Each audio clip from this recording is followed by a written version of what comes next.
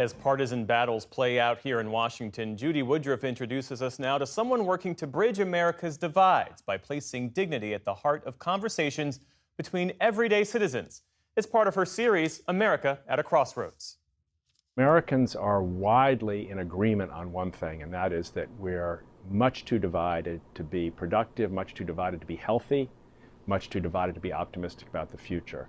Tim Shriver is a longtime disability rights advocate. We don't ask for pity for our athletes. We ask for a change of heart from the world. Who for decades has led the International Special Olympics, an organization his mother, Eunice Kennedy Shriver, founded in 1968.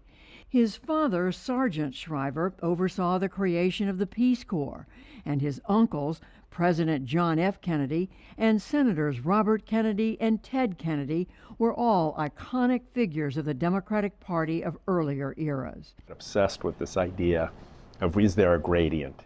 But today, Shriver is focused on a pervasive problem that he argues goes beyond party politics, a problem he looks to ordinary Americans to help solve. We have a new issue, and that is how we treat each other. And if we don't solve that issue, I'm afraid, Judy, that the country will continue to find itself less happy, more lonely, and less effective at doing the things America's always been great at, which is leading the world with freedom and optimism and hope and practical idealism that makes things happen.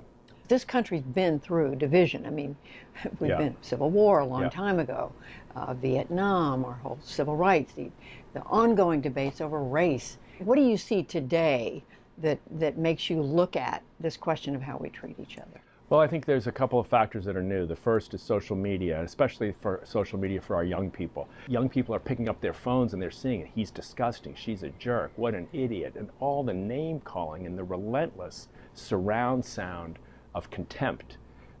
It has a corrosive effect not just on our political debates, but on the mental health of our country and especially of our young people. I think the second thing that's different is the virulence of our disagreements in the past have been serious and painful and destructive.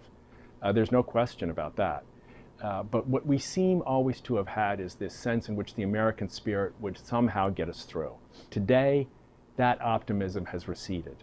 And now we're looking at a situation where people think the division is not just about a policy issue or about a cultural issue, but it's about us. We're in an us versus them country. An us or them country. And that level of despair about our capacity to solve problems and heal is what leads to increases in violence, the risk of family division, mine included, that have been torn apart by this level of contempt, this surround sound of judgment and dehumanization. So we've had tough times in the past, but this is our time. In 2022, Shriver helped launch the Dignity Index, a method of evaluating language that on one end of the spectrum shows contempt for others and on the other affirms their value as a person. What is contempt? Contempt is othering. Contempt is you're too different. He's since been touring the country, sharing it with politicians, businesses, houses of worship, and schools, trying to create a culture of dignity that can eventually impact our national dialogue. At the bottom is a 1, which is, I treat you with such dehumanizing hatred that I think you should be killed even. And then you move gradually up the scale of less and less contempt. Maybe I just think you're morally evil. Maybe I think I'm just better than you. And then you get up and I think I want to listen to you. And then even higher, I want to explore where we agree and maybe even where we disagree. I want to be open to change. And at the highest levels of dignity, you see this in great leaders in our own country, no matter what. Even after horrific violence, I want you to know I will treat you with dignity. Who do you want to adopt the index? In the best of all worlds, I think we'd have political leaders who'd say, look, as we have a few who've said, I'm going to take a pledge and make sure my political speech is what they call 5 or up. And we now have schools that are teaching what they call 5 and up on the Dignity Index.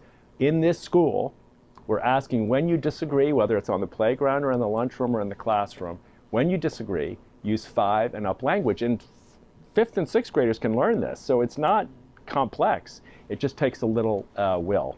Can it have an impact, an effect, though, when the voices coming from Washington, D.C., which are in the news all day long, every day, on virtually every channel, every platform you can turn to, are mostly negative and contemptuous. Yeah. How do you make a difference when that's most of what people are seeing in the news? So look, it's a social change challenge. I'm not going to deny it would be a heck of a lot easier if we had political leaders who seized the moment. And I want to say, if a political leader is watching this, you can win by treating the other side with dignity. You will see your constituents, I believe, respond to this. We've seen this in spots. Look at Governor Shapiro, governor's mansion firebombed by someone motivated by political hatred, driven surely by political rhetoric. So here we have an attempt on the governor's life and his family, an attempt to destroy state property, but to destroy human life. And how does he respond? I want to continue to bring all faith traditions into the governor's residence.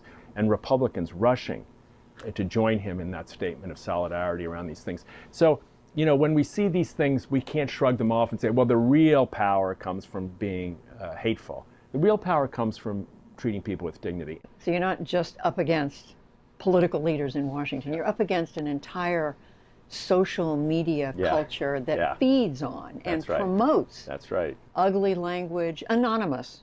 So much of it anonymous. People can say anything they want. The uglier the better, the meaner the better. How do you even begin to stand up to that? I mean, Americans are free still, and we're free to choose. And no one's forcing anyone to use that kind of rhetoric. No one's forcing anyone to dehumanize anybody else. We got to make some choices. And we got to invite people to recognize the severity of this challenge in this moment. We don't have a country in 25 years if we stay on this path. Many people say we almost don't have a country already.